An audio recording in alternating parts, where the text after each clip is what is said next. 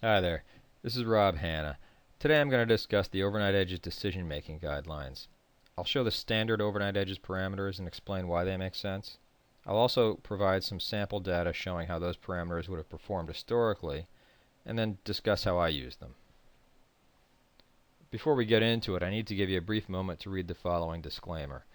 Much of this presentation is going to discuss back-tested data. While I use this data as a large factor in my decision-making, there's no assurance that you'll see comparable or even profitable results in the future. All the tests I'm going to show are based on the averages column on the odds sheet. There's a zillion different ways you could use the information on the odds sheet for decision making, and I'll be discussing many of them on the blog, in the educational video section, and in the subscriber-only trading room over time. Today's discussion will lay down the groundwork for further analysis and will provide a basic approach for which we can expand on ideas. I'm not looking for an optimal approach here, just one that makes sense. Traders are welcome to trade any security they wish. My preferred vehicle is the E-mini futures, so that's the one I'll be focusing on both today and for most of my studies. There are two columns to note under averages. They are percent profitable and profit factor.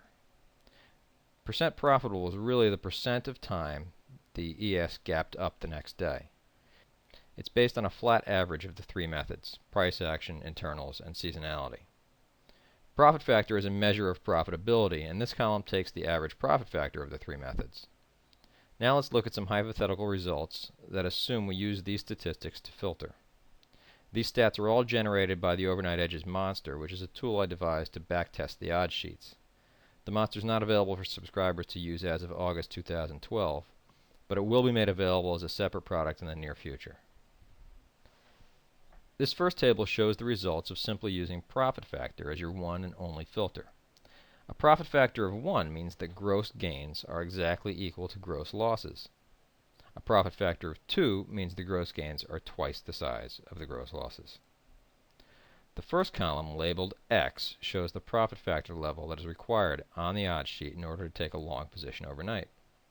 What you'll notice is that the higher profit factor that we require, the lower number of trades are generated. We also see that the stats generally improve as the profit factor requirement increases. The percent profitable, the average trade, the average profit factor of these results all increase as our requirement becomes more stringent. This is very encouraging and suggests that profit factor is a worthwhile filter. I also found it encouraging that the realized profit factor, even including commissions, came in stronger than the required profit factor at every level. Determining the best level to use as a filter is more a matter of taste than science. Conservative traders might want to require a very high profit factor, but they would need to be willing to exercise patience, since trading opportunities would be much lower. More aggressive traders might be willing to use a relatively low profit factor. The level I highlighted here at 1.3 is one that seems to have a relatively happy medium. The average trade is solid, and there is a good number of instances that could provide opportunity. Like I said, it's a matter of taste. The optimum level will vary based on a trader's personality. The point here is that we have a worthwhile filter, and I've chosen a generally sensible level to use for my parameters. The other column on the odds sheet that I want to examine is the average percent profitable.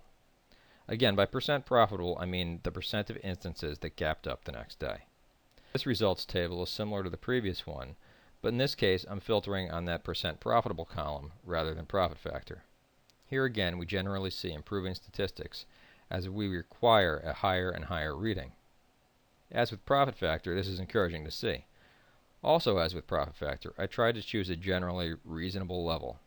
55% gave us a similar number of total trades and a strong average trade gain. While 60, 65, and 70% all show stronger stats, the drop-off in the number of trades from 55 to 60% is fairly sizable. So 55% is the level that I chose to filter, but traders could certainly look to get more or less aggressive depending on their risk tolerance. So as a quick summary, my baseline requirement when using the odds sheets and looking to take a long position overnight is 55%, and the profit factor I use as a baseline is 1.3. I'll show results with this combination a little later, but first I want to briefly discuss my short side parameters as well. Before I show the short side parameters, I wanted to just show a chart from my intro to the overnight trading video.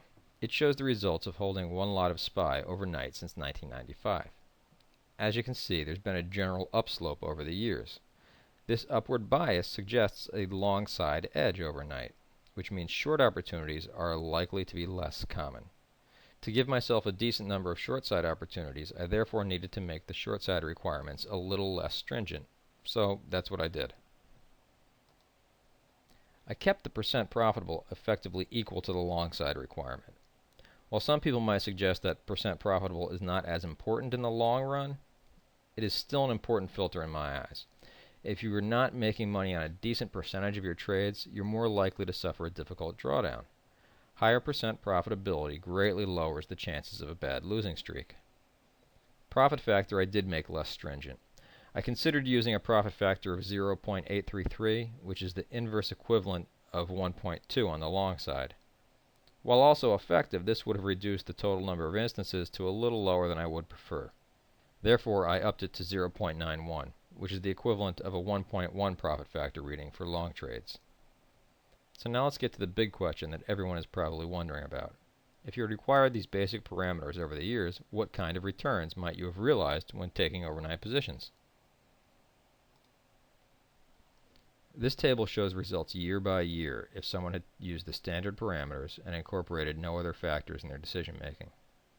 It looks at trading a flat 10 contracts per trade. Results do include commissions. Most years you're looking at between 60 and 70 trades per year. The net total profit is $323,000, or about $43,000 per year. Of course, there's no assurance that such results will be attainable in the future.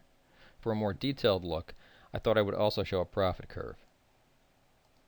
For most of the 7.5-year period, the profit curve stayed quite close to the green arrow. That kind of steady ascent can serve as confirmation of an edge, and it's a desirable result to see.